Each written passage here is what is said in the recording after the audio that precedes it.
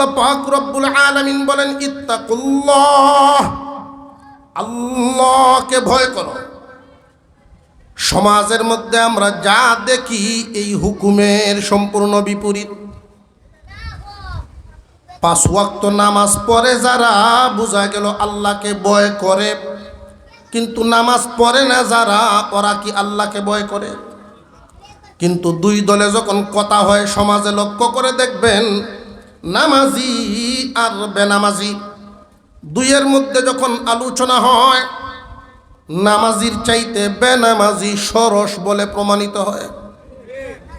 আর একটু জোরে কর।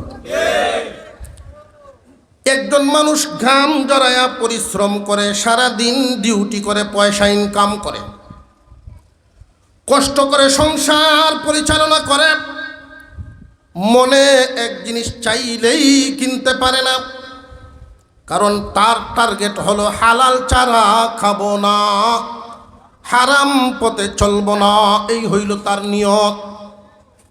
কিন্তু এই এলাকায় এমন মানুষও আছেন, মুসলমান পরিচয় দেয় কিন্তু হালাল হারাম পার্থক্য করে না, সুদে ঘুষে চলে, মানুষের হক মারে। এমনও আছে না নাই? বর্তমান সময়ে সব চাইতে মুসলমানদের জন্য ক্ষতিকর ব্যাধি হলো সুদ। এই সুদটা যাইতে যাইতে মানুষের এতটাই প্রসারিত, এতটাই ব্যাপকতা ধারণ করেছে, একটা গ্রামে হাতে গোনা কয়েকটা ঘর হয়তো পাওয়া যাইতে পারে, বাকি সব সুদের সাথে জড়িত হয়ে গেছে। অথচ নবীজি এত কঠিন হুঁশিয়ারি দিয়েছেন সুদ থেকে বাঁচার জন্য। ওয়াজ নসিহত হয়, সুদ থেকে মানুষ ফিরে না। জুমার নামাজে মুসল্লিদের সামনে খতিব সাহেব বর্ণনা দেন, এরপরেও মানুষ এই সুদ থেকে ফিরে না। সুদ থেকে না ফিরার কারণ হলো সামাজিক কোনো বাধা নাই। যুব সমাজ তাফসীরুল কোরআন মাহফিল করাচ্ছেন, বিরাট বড় এক দায়িত্ব পালন করছেন তারা। ইচ্ছে করলে এই জায়গায় ভিন্ন কিছু হতে পারত। আল্লাহ পাক এদের এই কাজকে কবুল করেন, আমরা বলি আমিন। এই যুব সমাজের সাথে সারা এলাকার সমস্ত যুব সমাজ সম্পৃক্ত হয়ে দল মত নির্বিশেষে ঐক্যবদ্ধ প্রতিবাদ করতে হবে, প্রতিরোধ করতে হবে যে সুদখোরদের জায়গা এলাকায় থাকতে পারবে না। সেটা কিভাবে? আমরা লক্ষ্য করে দেখি, বর্তমান সময়ে মুখে দাবি করে আল্লাহর ভয় আছে, কিন্তু আসলে অন্তরে আল্লাহর ভয় নাই। বেশিরভাগ মানুষ সুদ খায়, সুদের রমরমা ব্যবসা চালাচ্ছে। সুদের বিরুদ্ধে বয়ান করলে যদি কারো উপরে গিয়ে একটু শক্তভাবে লাগে, উনি হুজুরের সমালোচনা শুরু করে দেয়।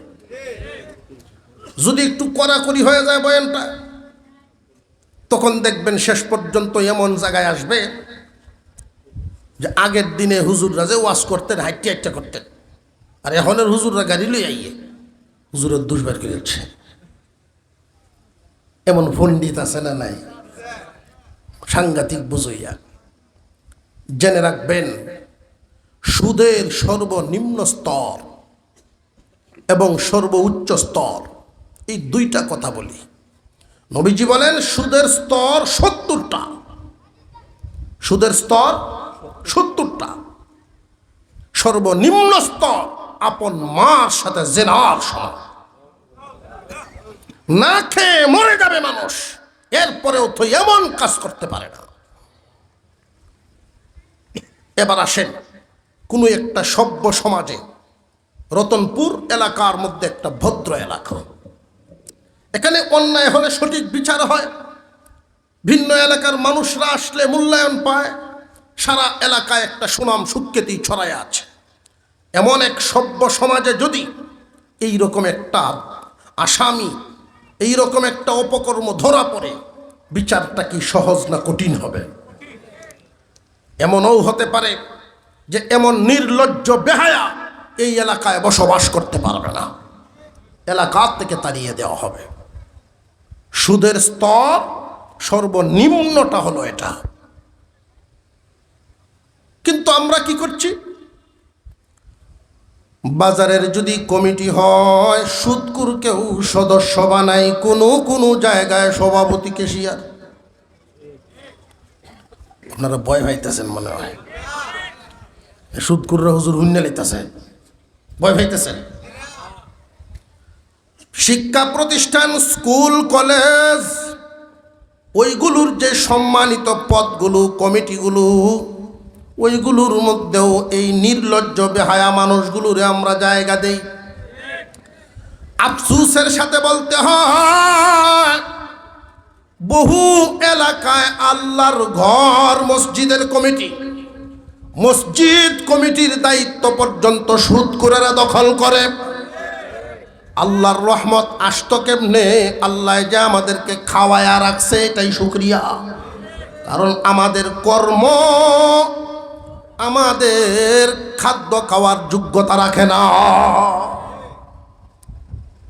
সুদখোর যদি মসজিদ কমিটির সভাপতি হয়, তাহলে প্রমাণ হলো এই এলাকায় তার চেয়ে কোনো ভালো মানুষ নেই। মুসলমান ইমানদার কোনো একটা বিয়ে শাদীর দাওয়াতের কার্ড সুদখোরের বাড়িতে আগে যায়। এই যে সামাজিক মূল্যায়ন বোধ তাদেরকে আমরা করি, এই মূল্যায়ন বোধেই এই কাজের আগ্রহ এদের আরো বাড়ায়া দেয়। সামাজিকভাবে যদি আমরা বয়কট করি, সামাজিকভাবে এদেরকে যদি আমরা বাতিল করার চেষ্টা করি, তাহলে সম্ভব। তোমার এই সুদের পয়সায় গড়া আলিশান বিল্ডিংয়ের ছাদের তলে আমি যাব না, তোমার কোনো অনুষ্ঠানে আমি গিয়া খাবো না, আমার অনুষ্ঠানে তোমারে আমি দাওয়াত দিব না। সর্বনিম্ন স্তর মার সাথে জেনাকারীর সমান এমন নিকৃষ্ট মানুষের সাথে আমার কোনো লেনদেন নাই। হোক বংশের মানুষ, কর্ম তোমার ভালো না। হও তুমি আত্মীয়, কিন্তু কর্ম তোমার ভালো না। এমন মানুষের সাথে উঠা বসা, সমাজ নমাজ, লেনদেন মুসলমানের থাকতে পারে না।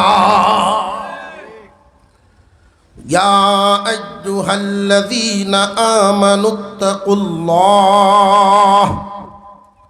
হে ঈমানদারেরা আল্লাহকে ভয় করো।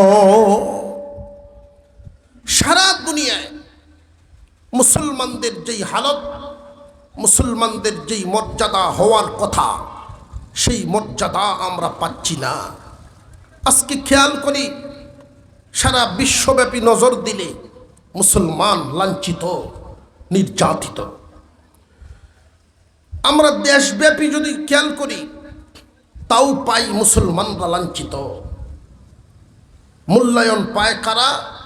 বেদিন কাফের যারা। আঞ্চলিকভাবে একটু খেয়াল করি, সামাজিকভাবে খেয়াল করি, যেই মানুষটার আমল যত বেশি ভালো, মূল্যায়ন তত কম। আমরা মূল্যায়ন দেই কাদেরকে? আমাদের সমাজে তো মনে হয় পরিচিত কাফের কুফার নাই, তবে ফাসিকের অভাব নেই। ফাসিক ফুসাক আছে না নাই? আমাদের সমাজে যদি বিবেকের দরজা খুলে একটু তাকান, একজন আল্লাহওয়ালা বুজুর্গের যেই মূল্যায়ন, ফাসিক ফুসাকের এর চেয়ে 100 গুণ বেশি মূল্যায়ন। কোনো একটা পঞ্চায়েতও যদি করি, সালিশ বিচারও করি, এলাকার সবচেয়ে ভদ্র, সবচেয়ে ভালো আল্লাহওয়ালাদের দায়িত্বে সেই পঞ্চায়েত সালিশ থাকে না। থাকে কাদের হাতে? বিক্রি হয় যারা, তাদের হাতে। সমাজের ব্যবস্থাটা আমরা কোথায় তুলে দিয়েছি?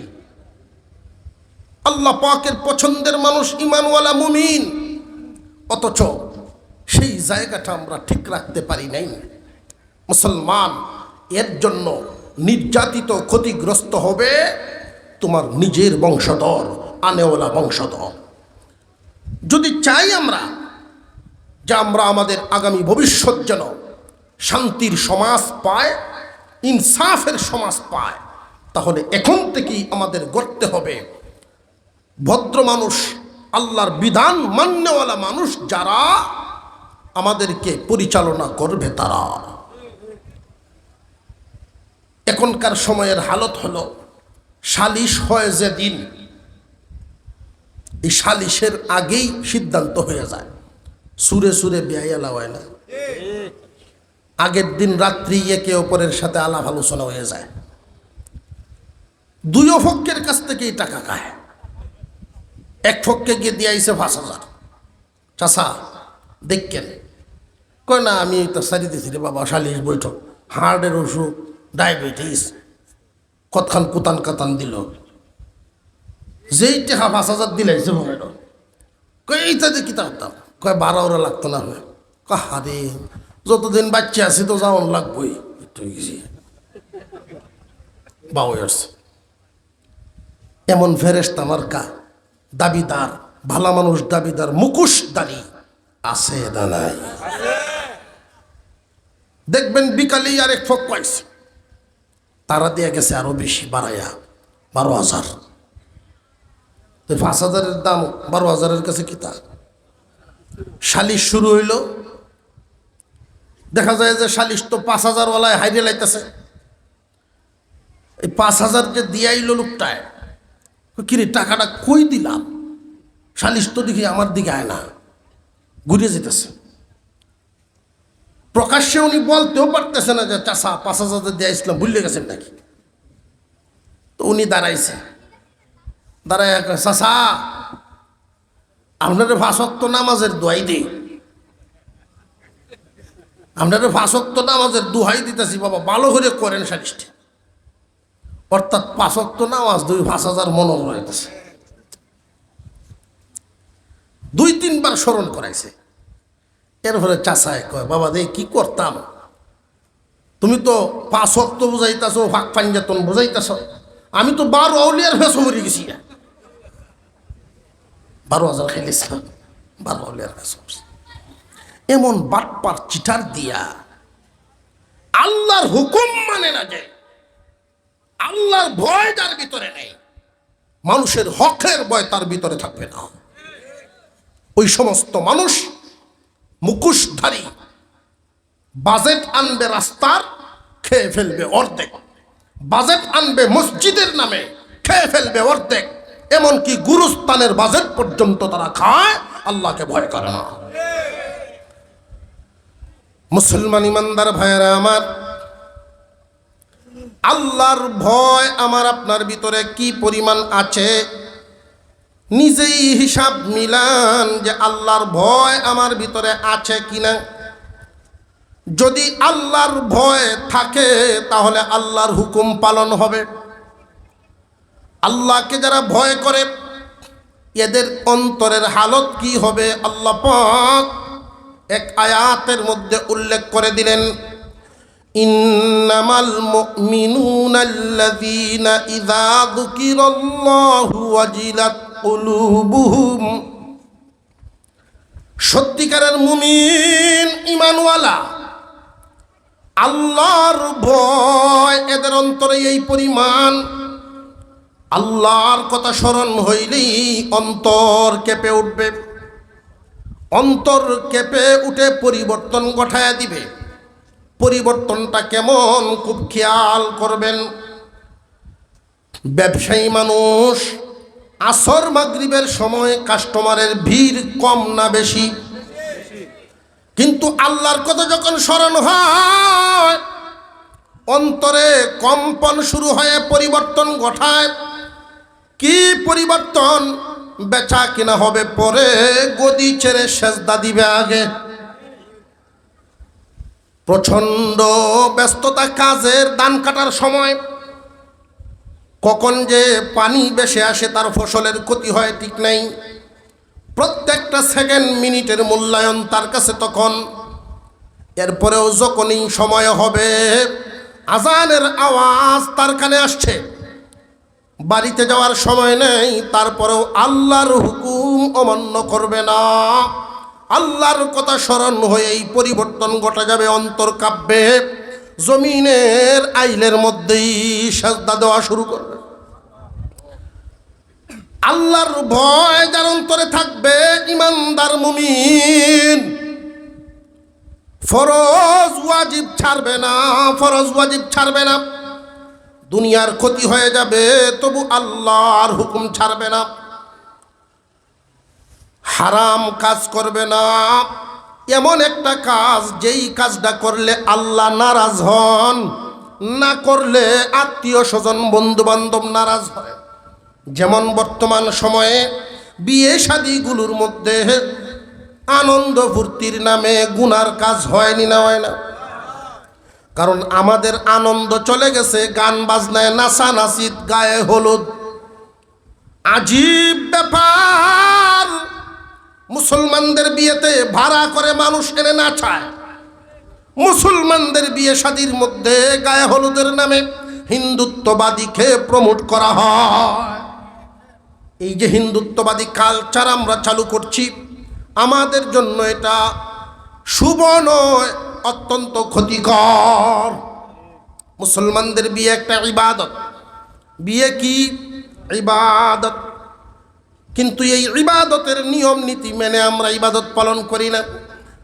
বর্তমান সময়ে অনেক বিয়ে শাদী এমন আছে, আলেম উলামা তো দূরের কথা, একজন ভদ্রলোক সভ্য মানুষ অংশগ্রহণ করার পরিস্থিতি থাকে না। বাড়ির যিনি হাজী সাহেব বা মুরব্বী মানুষ, উনি যদি আল্লাহর ভয় অন্তরে রাখেন, বাধা দিবেন, সাবধান, আমার বাড়িতে এমন অনুষ্ঠান হতে দিব না। আত্মীয় স্বজন কিন্তু নারাজ, কাছের মানুষ আত্মীয় স্বজন সব নারাজ। বুড়া থাকার চাইতে না থাকাই ভালো আসলো। আল্লাহ কি নারাজ না খুশি? আর একটু জোরে কর। ওই যে বিষয়টা, আত্মীয় স্বজন নারাজ হোক, আল্লাহ আমার খুশি হোক। আল্লাহর ভয় যাদের অন্তরে থাকবে, আল্লাহর হুকুম পালন করবে। কিন্তু যদি দেখা যায় এই গুণটা আমার আপনার ভিতরে কমতি, আজান শুনলাম কিন্তু নামাজ পড়লাম না, বিয়ে শাদীতে আল্লাহর হুকুমে অনুষ্ঠান সারলাম না, নামাজ যে পড়া লাগবে ফরজ, এতে কোনো সন্দেহ নাই, কিন্তু পড়ি না, মন টানে না। আল্লাহর হুকুম পালন করার জন্য মন কান্দে না, আল্লাহর হুকুম ছুটে গেলেও মন কান্দে না, পড়ার জন্য কান্দে না। মনের এই অবস্থা। আল্লাহ পাক রব্বুল আলামিন দ্বিতীয় সবকটা তখন দেন, ওয়াকুনু মা'আস সাদিকিন, আর বিলম্ব নাই, আল্লাহ ওয়ালাদের সাথী হও। আমি আপনাদের সামনে এই যে কথাগুলো বললাম, এর একটা সারাংশ আছে। আমাদের এই যে 3.5 হাত বডি, 3.5 হাত দেহ, প্রত্যেকটা অঙ্গের আলাদা আলাদা নাম আছে না নাই? হাতের নাম হাত, কানের নাম কান, নাকের নাম নাক। এবার বলুন তো দেখি, মানুষ কোন জায়গাটার নাম? কোন নির্দিষ্ট অঙ্গের নাম মানুষ বলা হয় এটা পাবেন না। দুইটা অংশ একত্রে থাকলে তাকে মানুষ বলা হয়। একটার নাম দেহ, আরেকটার নাম আত্মা। এই দুইটা যখন একত্রে থাকে, এই দুইটা একত্রে যতক্ষণ মানুষ বলা হয় ততক্ষণ।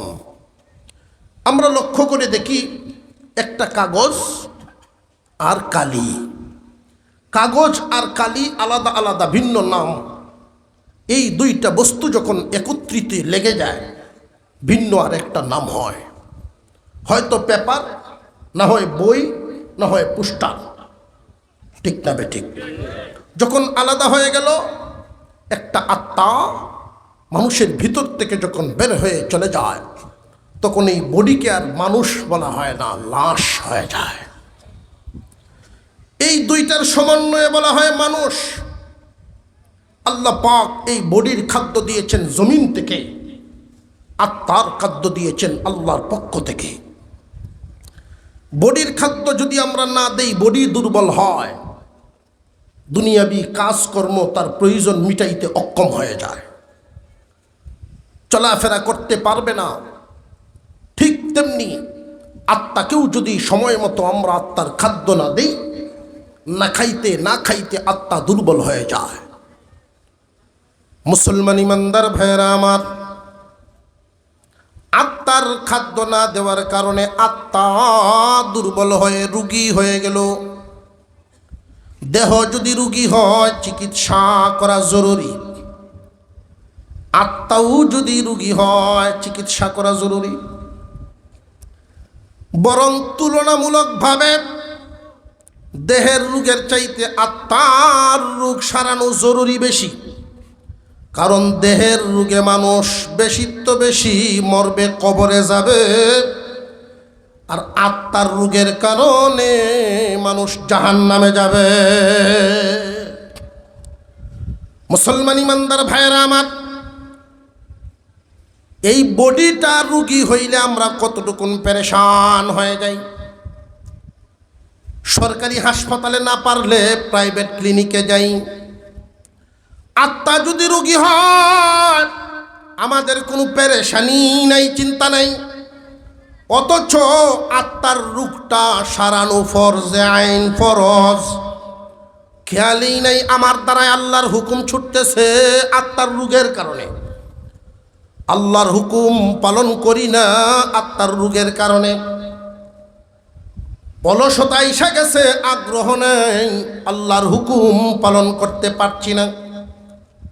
আল্লাহ পাক এই জন্য দ্বিতীয় সবকটা দান করলেন, ওয়াকুনু মা'আস সাদিকিন, আল্লাহ ওয়ালাদের সাথী হইয়া যাও। কিছুক্ষণ যদি আমরা আল্লাহ ওয়ালাদের কাছে বসি, এর একটা প্রভাব আছে। কিছুক্ষণ সময় বেশি যদি বসি, তারও একটা প্রভাব আছে। দীর্ঘদিন যদি আল্লাহ ওয়ালাদের সাথে মহব্বত রাখি, চলাফেরা করি, তারও একটা প্রভাব আছে। আল্লাহ ওয়ালাদের পরামর্শে যদি চলি, তারও একটা প্রভাব আছে। আমাদের মুরব্বীগণের দুইজনের নাম যারা ওয়াজ নসিহত নিয়মিত শুনেন তারা জানবেন। একজনের নাম হাজী ইমদাদুল্লাহ মুহাজির মক্কি রহমতুল্লাহি আলাইহি, আরেকজনের নাম আল্লামা রশিদ আহমদ গঙ্গুহি রহমতুল্লাহি আলাইহি। আল্লামা রশিদ আহমদ গঙ্গুহি তখনকার যুগে এত বড় আলেম, আজও পর্যন্ত এত বড় আলেম জন্ম হয় নাই। আল্লামা রশিদ আহমদ গঙ্গুহি রহমতুল্লাহি আলাইহি হাজী সাহেবের কাছে মাঝে মাঝে আসা যাওয়া করতেন। তো একদিন দুইজনের মধ্যে আলাপ শুরু হলো। উনি বলতেছেন, রশিদ আহমদ, তুমি বায়াত হয়ে যাও, কারণ তুমি যেহেতু আলেম, বড় আলেম, তোমাকে যদি শয়তান কখনো ধোঁকা দিয়ে দেয়, বড় ভুল করে ফেলবে, বায়াত গ্রহণ করো। রশিদ আহমদ গঙ্গুহি রহমতুল্লাহি আলাইহি বলেন, হুজুর, মন থেকে আপনাকে আমি বড় পছন্দ করি। আমার মনে চায়, মাঝে মাঝে মনে চায় আপনার কাছে বায়াত হয়ে যাই, কিন্তু দুইটা কারণে আমি বায়াত হই না। এই দুইটা শর্ত যদি আপনি মানেন, আমি বায়াত হয়ে যাব। কি শর্ত বলো শুনি, তোমার কি শর্ত? আল্লামা রশিদ আহমদ গঙ্গুহি বলেন, এক নাম্বার শর্ত হলো আমাকে বাধ্যতামূলক কোনো জিকির দিতে পারবেন না। একটা কথা মনে রাখবেন, কোরআন হাদিসে বিধিবিধান মেনে চলা, আল্লাহর হুকুম মেনে চলা ফরজ। সুন্নতের ক্ষেত্রে, মুস্তাহাবের ক্ষেত্রে সুযোগ পাইলে করলেন, না পাইলে নাই। কিন্তু চিকিৎসা হিসেবে কোনো পীরে যদি মুরিদকে দেয়, তাসাউফের মাসালা হলো ওইটা ফরজ হয়ে যায়। রশিদ আহমদ গঙ্গুহি বলেন, আপনি যদি আমাকে বাধ্যতামূলক জিকির দেন, এটা তো ফরজের মতো আমার পালন করতে হবে। আমি কিতাব মুতালা করি, মাসালা নিয়ে গবেষণা করি, সকাল বিকাল বাধ্যতামূলক আমি পালন করতে পারবো না হয়তো। এক নাম্বার শর্ত হলো বাধ্যতামূলক জিকির দিতে পারবেন না। যে 2 নাম্বারটা কি? 2 নাম্বার শর্ত হলো প্রতিদিন তাহাজ্জুদের নামাজ। আম মানুষ, সাধারণ মানুষ যদি বায়াত হতো তাহলে তাহাজ্জুদের নামাজ এতটা জরুরি দিতেন না, কিন্তু আলেমগণের জন্য তাহাজ্জুদ পড়া তাসাউফের লাইনে মাসালা হিসেবে পীরে মুরিদকে ফরজ করে দিতেন অভ্যাসের জন্য। বাধ্যতামূলক তাহাজ্জুদ, সকাল বিকাল জিকির, এই 2 শর্ত দিবেন না বলেন। হাজী ইমদাদুল্লাহ মুহাজির মক্কি রহমাতুল্লাহি আলাইহি মারিফতের তখনকার এক সম্রাট, তিনি বললেন মানলাম 2 শর্ত, তবে আমার একটা শর্ত মানতে হবে। আপনার কি শর্ত? যে আমার শর্ত হলো আমার খানকায় 3 দিন থাকতে হবে। খানকায় যারা অবস্থান করে তাদের সাথে 3 দিন থাইকা যাও। উনিও মেনে নিলেন। উভয়ের মধ্যে আলোচনার সাপেক্ষে মুরিদ হয়ে গেলেন। থাকা শুরু হইল, ঘুমাইলেন। প্রথম দিন প্রথম রাত্রে যখন ঘুমাইলেন, গভীর রজনীতে মুসল্লিরা উঠা শুরু হয়েছে। খানকার সদস্যরা যারা রাত্রি যাপন করেন, মুরিদান, সবাই উঠে যাইতেছেন তাহাজ্জুদের জন্য। পাশের বিছানার থেকে যদি কেউ উঠে, সামান্য নড়াচড়াতেই ঘুম কিন্তু ভেঙে যায়। উনি চোখ খুলে দেখেন সব মুরিদরা উঠে গেছেন, শুধু উনি একা শুয়ে রইছেন। উনার বিবেকে একটু পরে পরে ধাক্কা লাগতেছে। যারা বিভিন্ন মাসআলা মাসাইল পরিষ্কার করার জন্য আমার কাছে আসে, তারা উঠে দাঁড়ায় গেছে তাহাজ্জুদে, আর আমি শুয়ে রইলাম। বিবেকের ধাক্কায় উনি উঠে গেলেন, তাহাজ্জুদ পড়লেন, জিকির শুরু হইল, জিকিরে উনিও শামিল হয়ে গেলেন। প্রথম দিন, দ্বিতীয় দিন আরেকটু আগ্রহের সাথে সবার একসাথে উনি উঠছেন। দ্বিতীয় দিন এতটা মজা পাইছেন যে তৃতীয় দিন উনি নিজে আগে উঠলেন আর অন্যদেরকে ডাইকা জাগায়া দিলেন। তাহাজ্জুদ আদায় করলেন। যে যত বড় আলেম হয় তার ইবাদতও সুন্দর হয়। উনার জিকির অন্যদের চাইতে তো আরো ভিন্ন সুন্দর সাজানো। রশিদ আহমদ গঙ্গোহী তৃতীয় দিন যখন জিকির শুরু করলেন, উনার কাছে মনে হচ্ছে জিকিরের আওয়াজের তালে প্রত্যেকটা ঘরের বস্তুগুলো জিকিরে জিকিরে শামিল হয়ে গেছে। 3 দিন থাকার শর্ত, ফজরের পরে ইশরাক আদায় করে আবার পীর মুরিদ 2 জন একসাথে বসলেন। রশিদ আহমদ গঙ্গোহী হাজী সাহেবের সামনে গিয়ে বলেন, হযরত, আমি আপনার কাছে একটা দরখাস্ত জানাইতে চাই। কি দরখাস্ত? যে আমাকে খানকায় 40 দিন থাকার অনুমতি দেওয়া হোক। কথাটা বুঝতে পারছেন? আসর করছেন না করছে না? 40 দিন থাকার অনুমতি পায় উনি 40 দিন রইলেন। হাজী সাহেব জিজ্ঞাসা করলেন, রশিদ আহমদ, কোরআন হাদিসের মাসআলাগুলো আপনার কাছে কেমন, আর আমলের হালত কি? উনি এক কথায় উত্তর দিয়েছিলেন, শরীয়তের মাসআলার আমল বিধি বিধানগুলো আমার অভ্যাসে পরিণত হয়ে গেছে। সুবহানাল্লাহ কন্যা। মাসআলা মাসাইল শরীয়তের বিধান আমার অভ্যাসে পরিণত হয়ে গেছে।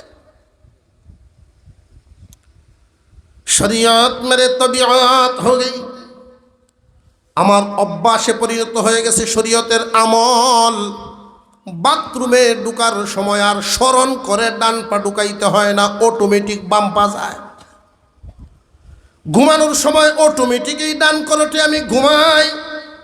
প্রত্যেকটা কাজ আল্লাহর রসুলের সুন্নত মোতাবেক অভ্যাসে পরিণত হয়ে গেছে, আমার স্মরণ করতে হয় না। অভ্যাস যেহেতু হয়ে গেছে,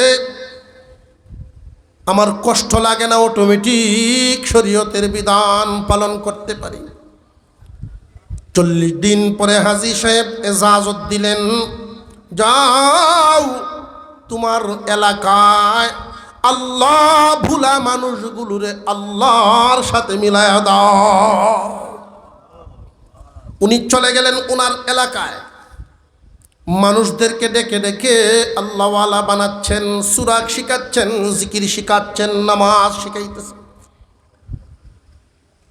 হাজী সাহেব হঠাৎ মনে করলেন, দিলাম তো বিদায় রশিদ আহমদ গঙ্গোহীকে, এত বড় আলেম মানুষ, দায়িত্ব কতটুকুন পালন করে গিয়ে দেখি।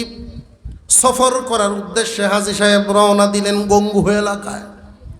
রশিদ আহমদ গঙ্গোহী যে গেল এজাজত নিয়া, দেখি তার কি আমল মানুষের সাথে হচ্ছে।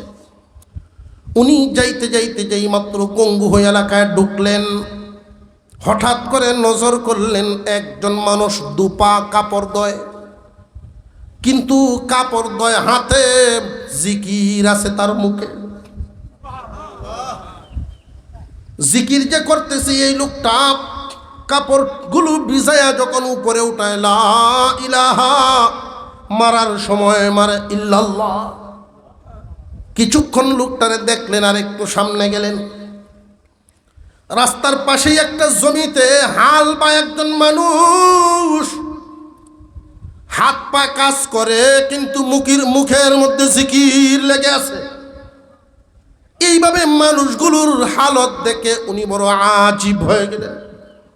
উনি ডেকে আনলেন একজনকে, বাবারে তোমাদের চাল চলন জিকিরের হালত দেখে মনে হয় অবশ্যই তুমি কোনো আল্লাহওয়ালার সংস্রব পেয়েছ।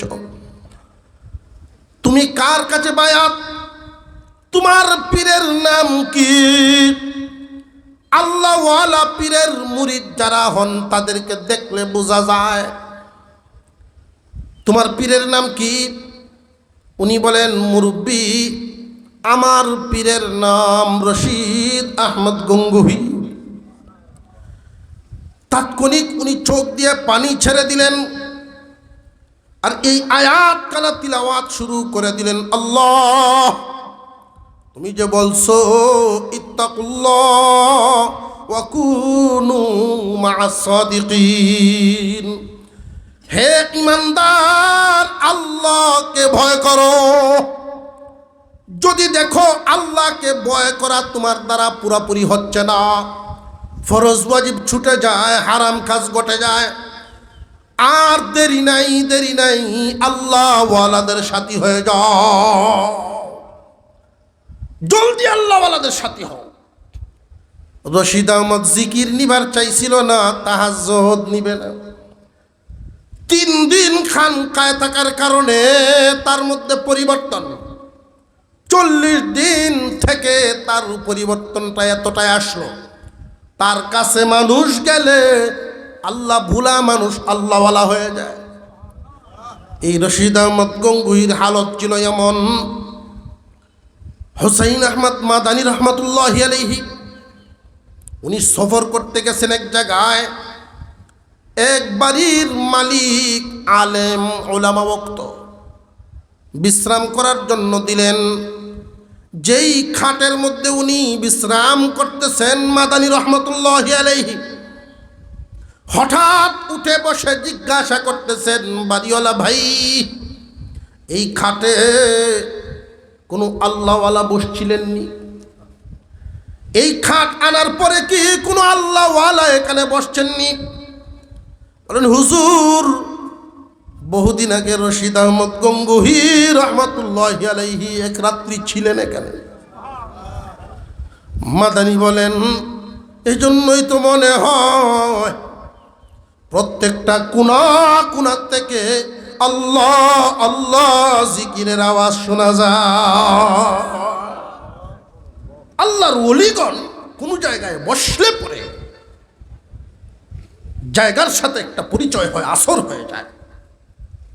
এই জন্য নিজেদের মধ্যে যখন কমতি, নিজেদের ত্রুটি, এই ত্রুটিগুলো, আত্মার রোগগুলো দূর করার জন্য হক্কানি পীর মাশায়েখ আল্লাহ ওয়ালাদের সোহবত অত্যন্ত জরুর। দেরি করার সুযোগ নেই। যত দেরি হবে আত্মার রোগ তত গভীর হবে, যত দেরি হবে তত ভয়ের কারণ। আর কখন কার মরণ হয় কেউ জানে না। এই হালতে যদি আত্মার রোগ নিয়ে আপনার আমার মৃত্যু হয়ে যায়, আল্লাহ না করুক, অবস্থাটা কি হবে? হাসরের মাঠ প্রথমত দুই ভাগে বিভক্ত হবে। এক ভাগ বেঈমান আর এক ভাগ ইমানদার। বেঈমানরা চিরস্থায়ী জাহান্নামী, ইমানদারেরা মাঠে দাঁড়িয়ে থাকবে। এরপরে ইমানদারদের মধ্যে ভাগ হবে তিনটা। একটা ভাগ যাবে বিনা হিসাবে জান্নাতে, আরেকটা ভাগ যাবে সহজ হিসাবে জান্নাতে, আরেকটা ভাগ বড় কঠিন হিসাব চুকাতে হবে। অপরাধ যে পরিমাণ সাজা ভুগবে সেই পরিমাণ, আত্মার রোগ থাকবে যে পরিমাণ, সাজা হবে সেই পরিমাণ। সুতরাং আমরা বিনা হিসেবে যদি জান্নাতে যাইতে নাও পারি, অন্তত জাহান্নামে যেন জ্বলতে না হয়, সহজ হিসেবে যেন যাইতে পারি। এই সহজ হিসাবটার জন্যই হয়তো তুমি নিজে আল্লাহর ভয় অন্তরে স্থাপন করো, আর নইলে যদি পারো না, আত্মা রুগী হয়ে গেছে, মন চায় না নামাজ পড়তে, মন চায় না আল্লাহর হুকুম মানতে, অনেক আমল ছুটে যাচ্ছে, বিলম্ব নাই, আর দেরি নাই, আল্লাহ ওয়ালাদের সহমতে যাও। বাজারে যেই জিনিসটা খুব ভালো চলে ওইটার নকল বেরিয়ে যায়। হক্কানি পীর মাশায়েখ চিনবেন, চিনে ধরবেন, তিনি তারপর তাদের কাছে যাবেন। লম্বা পরিচয় দিলে সাধারণ মানুষের জন্য চিনে রাখা, মনে রাখা বড় কঠিন হবে। এজন্য তিনটা আলামত আল্লামা আশরাফ আলী থানভী রহমতুল্লাহি আলাইহি উল্লেখ করেছেন। এক নাম্বার, কুরআন হাদিসের ইলম তার মধ্যে আছে, কুরআন হাদিসের বুঝ তার মধ্যে আছে, ইলম তার মধ্যে আছে। দুই নাম্বার, সেই অনুযায়ী আমল আছে। আমরা সাধারণ মানুষ না বুঝার কারণে কেউ যদি ফু দিয়া পানি গরম করে ফেলে সে ওই বড় পীর, না কারামতি দেখায়া বড় পীর হওয়া যায় না। একটা কারিগর, একজন মানুষ যদি বাতাসে উড়তে পারলেই পীর হয়, বিমানে ভ্রমণকারীরাও তো ওই লাইনে যাইব। বাতাসে উড়লে পীর হইতে পারলে তো পাখি সেই লকব পাইতো সবার আগে। পানির উপরে বাসমান থাকতে পারলে এটা যদি পীরের আলামত হয়, আমার আপনার চাইতে মাছ বেশি সম্মানী হবে না। পীরের আলামত হক্কানি পীর মানে কি? পীর মানে কি?